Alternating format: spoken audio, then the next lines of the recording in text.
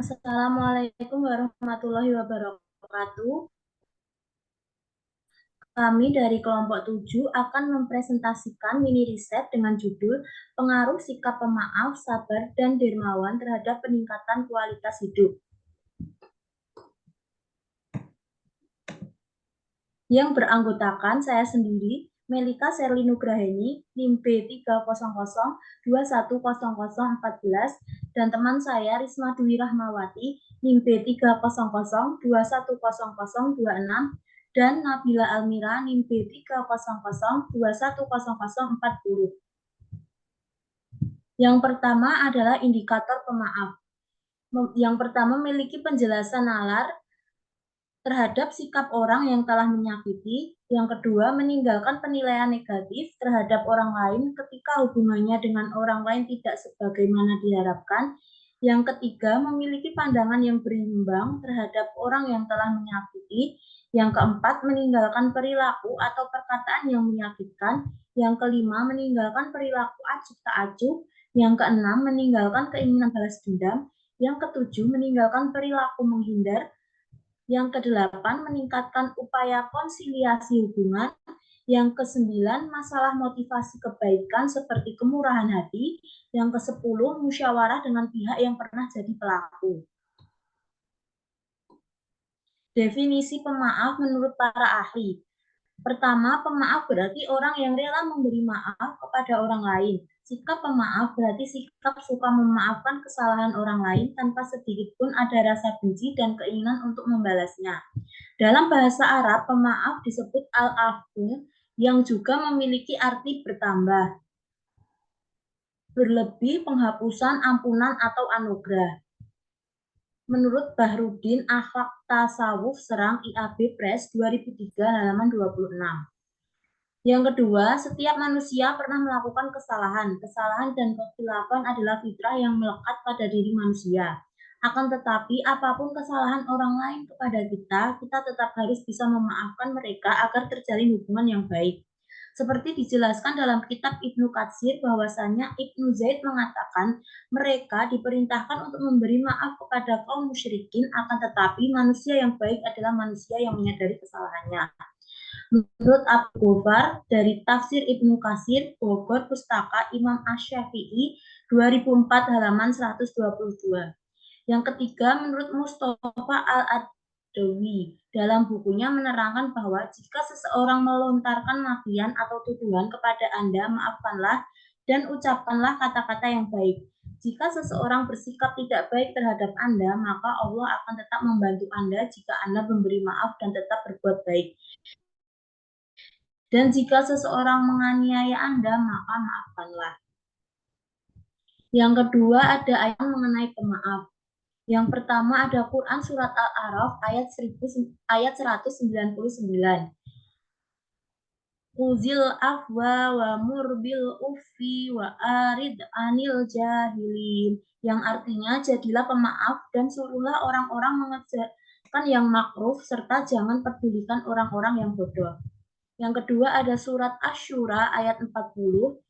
Wa jaza'u sayyi'atin sayyi'atum misluha faman afwa wa aslaha fa ajruhu Allah innahu la yuhibbuz zalimin. Yang artinya, dan balasan suatu kejahatan adalah kejahatan yang setimpal. Tetapi barang siapa memaafkan dan berbuat baik kepada orang yang berbuat jahat,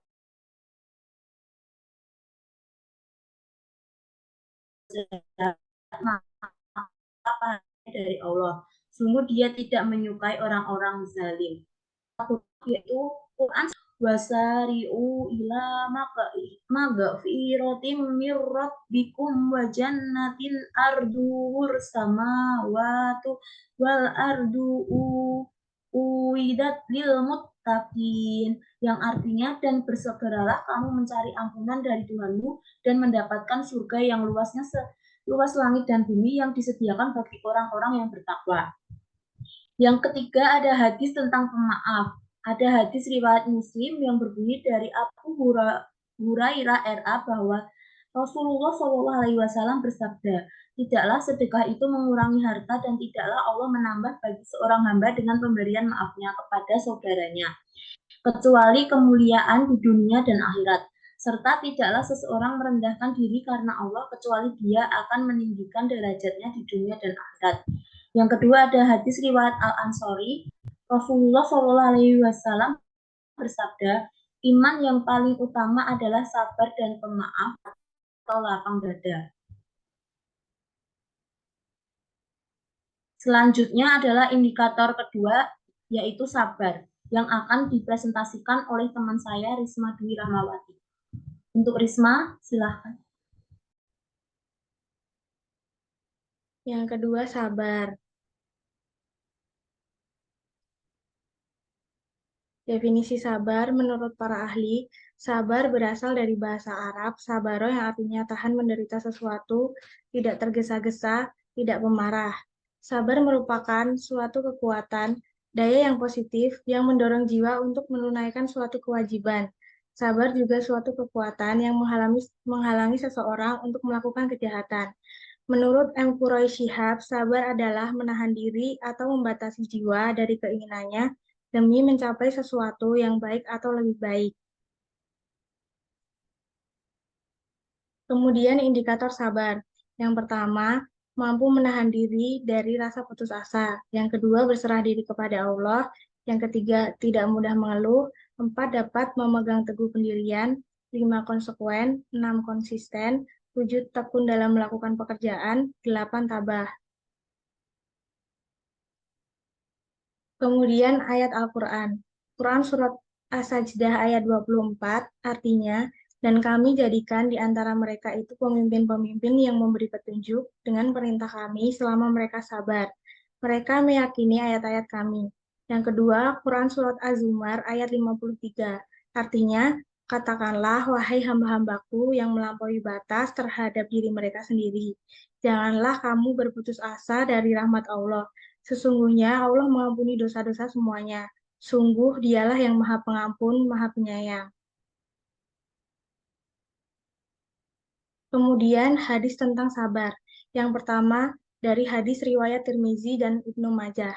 Artinya, sesungguhnya besarnya pahala itu sesuai dengan besarnya ujian. Dan bahwa Allah apabila menyayangi atau mencintai suatu kaum, maka Allah akan mengujinya. Dan barang siapa saja ridho, maka baginya keridoan dari Allah. Dan barang siapa yang membenci, maka baginya kebencian dari Allah. Yang kedua, hadis riwayat Ahmad dan At-Tabrani. Artinya, Rasulullah bersabda, tidak ada seseorang hamba yang meneguk satu tegukan atau menerima musibah yang lebih utama di sisi Allah daripada suatu tegukan.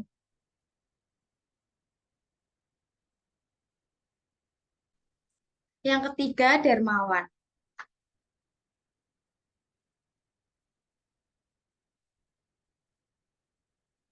Definisi menurut para ahli. Dermawan artinya dengan ikhlas memberi, menolong, atau rela berkorban di jalan yang baik dengan harta, bahkan dengan jiwa dan raganya baik, berupa berbentuk uluran tangan untuk bersedekah, infak, zakat, dan sebagainya. Dermawan merupakan bagian dari akhlak mulia yang dapat dimiliki oleh seseorang melalui dua hal. Pertama, dapat dimiliki karena tabiat alami yang telah dikodratkan dan menjadi fitrah bagi setiap orang. Kedua, dapat dimiliki melalui latihan, pembiasaan, dan pengalaman.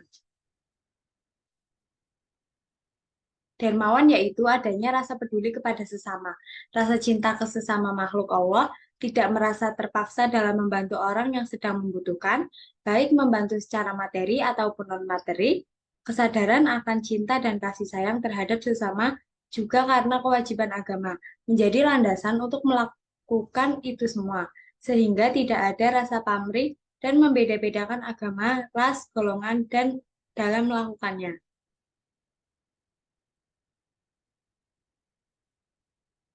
Indikator dermawan. 1. Memberikan tanpa pamrih. 2. Kebijakan sosial. 3. Kesediaan untuk membantu. 4. Kepedulian terhadap masalah sosial. 5. Keikhlasan. 6. Waktu dan tenaga. 7. Berbagi pengetahuan.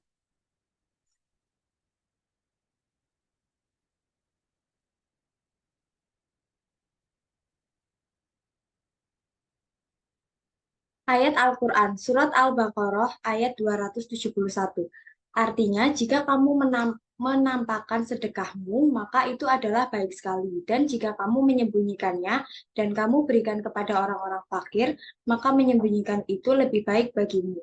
Dan Allah akan menghapuskan dari kamu sebagian kesalahan-kesalahanmu. Dan Allah mengetahui apa yang kamu kerjakan. Surat An-Nisa ayat 37.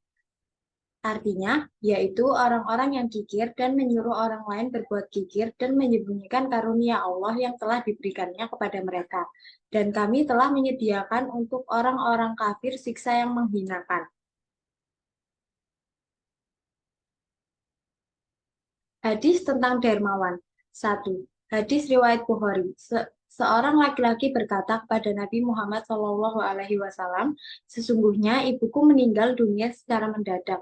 Saya menduga jika ia bisa bicara, ia akan bersedekah. Apakah ia bisa mendapatkan pahala jika saya bersedekah untuknya? Beliau menjawab iya. Yang kedua, hadis riwayat muttafaq alaih. Artinya, aku mendengar Rasulullah SAW bersabda, jagalah dirimu dari api neraka walaupun dengan bersedekah sebutir kurma. Analisis korelasi IPK dengan sikap pemaaf. Dari tabel di atas menunjukkan signifikan pemaaf 0,0599 kurang dari 0,05. Artinya terdapat hubungan yang signifikan antara variabel pemaaf dengan IPK. Pada data menunjukkan tingkat kekuatan korelasi atau hubungannya adalah hubungan yang cukup kuat. Arah hubungan variabel bersifat positif karena angka koefisien korelasi bernilainya positif yaitu sebesar 0,070. Analisis korelasi IPK dengan sikap sabar. Dari tabel di atas menunjukkan signifikan sabar 0,0756 lebih dari 0,05. Artinya terdapat hubungan yang tidak signifikan antara variabel sabar dengan IPK. Pada data menunjukkan tingkat kekuatan korelasi atau hubungannya adalah hubungan yang cukup kuat. Arah hubungan variabel bersifat positif karena angka koefisien korelasi bernilainya positif yaitu sebesar 0,041. Analisis korelasi IPK dengan sikap dermawan. Dari tabel di atas menunjukkan signifikan dermawan 0,0237 kurang dari 0,05. Artinya terdapat hubungan yang signifikan antara variabel dermawan dengan IPK. Pada data menunjukkan tingkat kekuatan korelasi atau hubungannya adalah hubungan yang sangat lemah.